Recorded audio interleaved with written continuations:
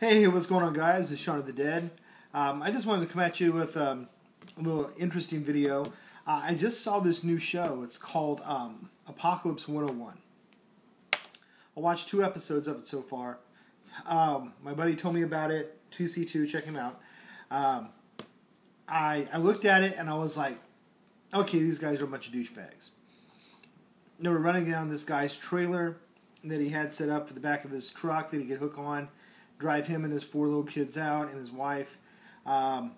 He's got 4 daughters, like all under 6, or 6 or under, and under. And here he has him and his wife, and he refuses to have any other backup as far as in his community. And he's got his reasons for it, and that's fine. There is safety in numbers. It's always best to have a group and everything. But if you don't feel comfortable in that group, then there's no reason to be in a group. So since he has his reasons, respect it, go on. And he's reiterated this to them multiple times now. And it's his dime. He's paying them for their information. They're like, well, you need some help. And he says, I don't want help. I want to defend this with what I have. And against his wishes, they continually try to force their opinion on him, instead of giving the man what he paid for, which is, they can say, hey, you will benefit from a fire team versus yourself. And if he says, I don't want to do it, it's like, okay, it's going to be more complicated. It's not going to be as effective as it could be, but we'll do the best we can with what you're asking. And move forward with what the man wants. He's paying you, you give him what he's paying for. He's the customer, period. So, the guy started belittling like his bug out trailer, and he turns around and he's like, "Oh, it's got a lot of gear in it. Oh, hey, it's got solar panels on the side." He goes, "Hey, it might not be pretty, but it's good." He goes, "Well, what's it run? What's the solar panels run?" He's like, "Everything that you see in there, TV, radio, everything that's in there, the lights, everything that's in there that's wired up. This solar panel runs everything inside the place." He's like, "Oh," he's like, "Yeah. All my gear in there." He goes, "There's a handful of stuff I'll grab, throw in there, hook it on, and drive off." He's like, "I'm done. I mean, I don't have to have a lot of stuff. I'm not throwing a bunch of stuff in there. It has most of everything I need inside." And I was like, "Yeah, you go." You kind of smacked him back. It's like, yeah, make fun of my trailer. Just because I built it myself and it's not all pretty manufactured doesn't mean it's not an effective tool. It was a really, really good job. I would commend the guy on it. Another thing that they did that really irked me is they had this mock paintball battle, and their markers were just crap. And they do this thing where they set up these BS perimeter defenses. And they come through in a truck, and they're zigzagging and stuff, and they're trying to make their point. They zigzag past some of the obstacles, stop, get out. They all start taking position, and they're shooting paintballs at each other. And one thing it showed that in his arsenal, in his gun safe, the dude had an AK in his gun safe. So that means he's shooting 7.62 by 3.9. So for those of you that know, that's got some pretty good penetration power. It's going to go through the side of the bed of the truck. It's going to go through pallets that they had set up that they were hiding behind, because paintballs don't go through pallets. And they were not counting those as kills, because the pallet was getting hit, not the person. Well, if I'm shooting real bullets, I'm not playing a game of paintball. I'm shooting bullets. So if I blow a bunch of holes in that pallet in front of you with an AK-47, you're dead, done, over. I'm shooting through the truck, you're dead, you're done, you're over. He could have stopped those guys a long way off with an AK, with a red dot, and destroyed them out back of the street before they even got a chance to get close to his house. Once he moved up, and he was hiding behind the wheel well and engine block of a car. His wife had a dugout where she had like a small little foxhole with all the dirt made into a berm. So she was actually in a real cover. They were both of the people were using real cover, and all the people that were attacking were using BS cover like pallets and behind like the bed of a truck and jazz like that, or just laying on the ground behind a rubber tire. And I was like, no, come on, dude. Really? He's going to shoot through that in real life with a gun. And the crap that you're shooting at him with, the stuff that he's hiding behind is going to be hard to shoot through. He's got hard cover. You have crap. You have concealment at best. And since he sees you go there, you don't even have concealment. So You're just hoping that he happens to miss. So that's not a game I want to play. So they overran him and his wife, and whoopie-doo. Completely bullcrap. So after the end of the first episode, I called my buddy up, and I was like, "Rawr." And he was like, "Nah, it's not so bad. Just watch another one." Okay, 2C2, I'll watch another one. I'll watch the second one, and everyone on there was like completely retarded. Everyone who stepped foot in their door was like, just like, it's Apocalypse for Dummies is what it is. It's not Apocalypse 101. It's not any kind of a real class of anyone that has any kind of a foundation whatsoever. It's a person that is completely inept, that is now being shown how to do something. It's just a bunch of net ninjas trying to figure out what's going on with a survival prepper mentality, and they're like, "Oh, hey, here's my gear bag," and then they rip them apart because they have crap, gear, or because they don't have the preferred gear that they would use themselves or whatever. And it's like, dude, you can't rip somebody apart because he had a good knife. He was using it for everything and not a combat knife, and it was designed as a K-bar. It was like a K-bar combat knife that he was using, and it's like. And then of course he's like, you should use my knife because my knife is better for this. It's all around, blah blah blah. So he goes out there and uses that guy's knife on this like little bitty like twig that's sticking up out of the ground, and he's just smacking at it, and it's going bouncing and stuff. Well, then he uses his knife and he grabs the top of it, gives it a bow, and chops through it. And I was like, well, if you did the same thing with his knife and you grabbed it, give it a bow, put some tension on it, chop at an angle, yeah, it's going to chop through it also. Good job there. I saw that. Yeah, I see what you're doing. It was a bunch of crap. And there's a Vietnam vet on there that they kind of tricked out his house. Some of the stuff they did in his backyard I kind of liked. They kind of did a shoddy job on the barbed wire, but the boards with the nails was good. The screws, and the welcome mat was okay. The punchy sticks were fine. The barricades of the front windows was retarded. The plywood drop down, gun-slitted shutters that they build, it's not going to stop bullets. You stick out a shotgun, and I have any kind of a rifle whatsoever, I'm going to set 100 yards off, and I'm going to put bullets all the way through that all day long.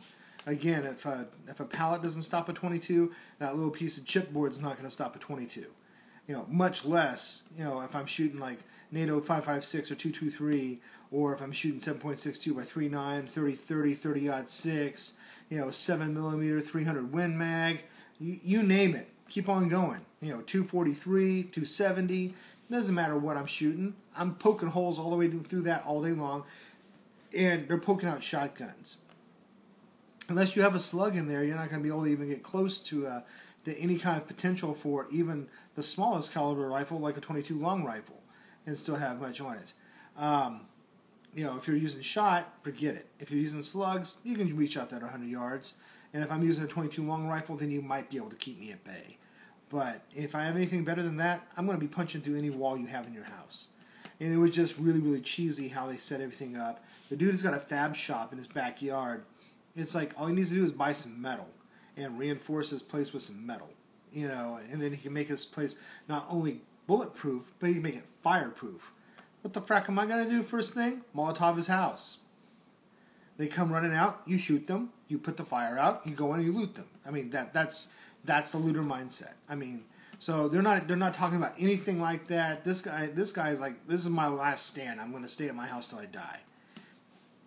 Well, you're going to burn to death, and I'm not going to get your stuff, or you're going to run out, I'm going to shoot you, and then we're going to put out the fire, and then we're going to take whatever's left over. It's not burned. Done. Super simple. And then they had some other people that were trying to do different stuff, and I was just like, wow, some of the people that they had on there were just completely inept.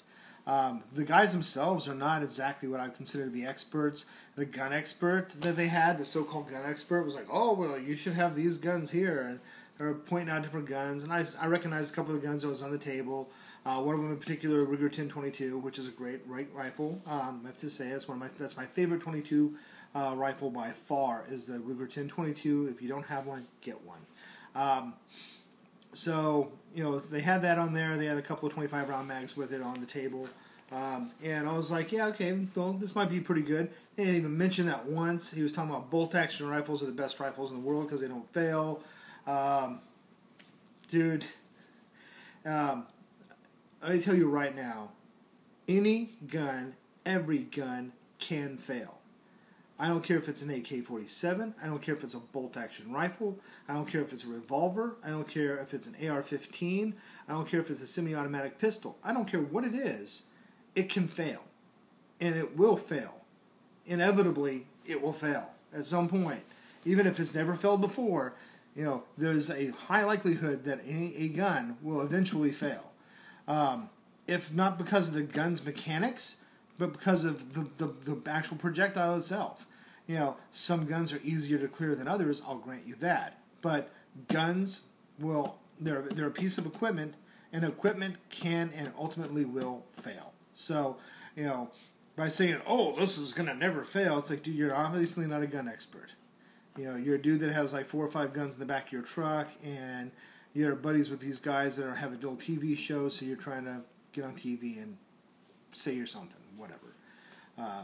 Dude was obviously not an expert. Or at least not portrayed that way on the show.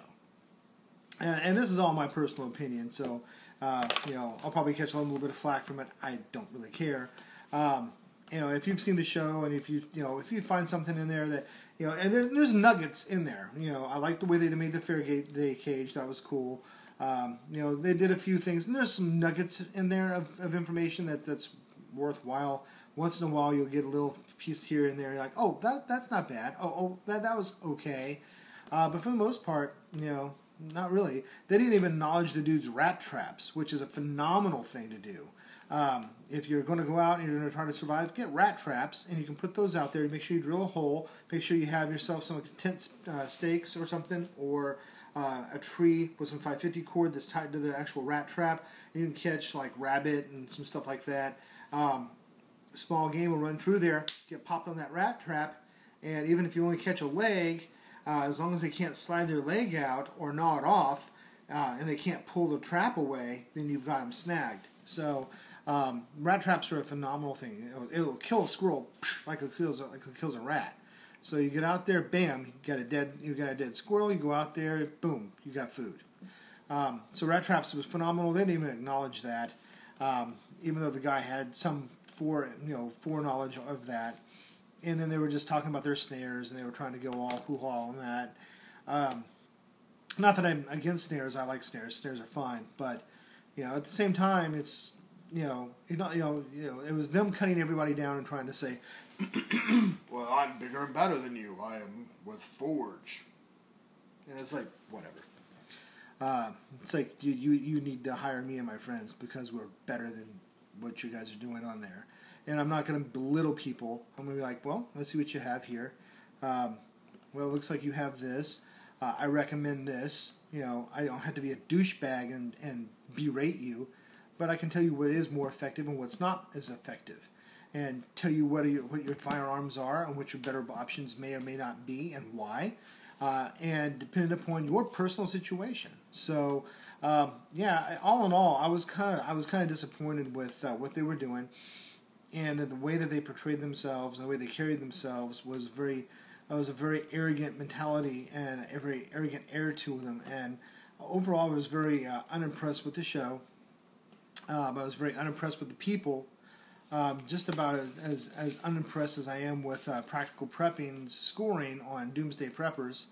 For the most part, it's like it just it's random. Their stuff was pretty random.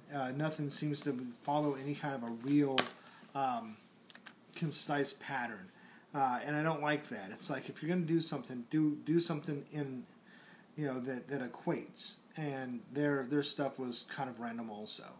So again, this is Shaun of the Dead. Please don't forget to subscribe, thumbs up, and as always, do some responses. Tell me what you think about the show.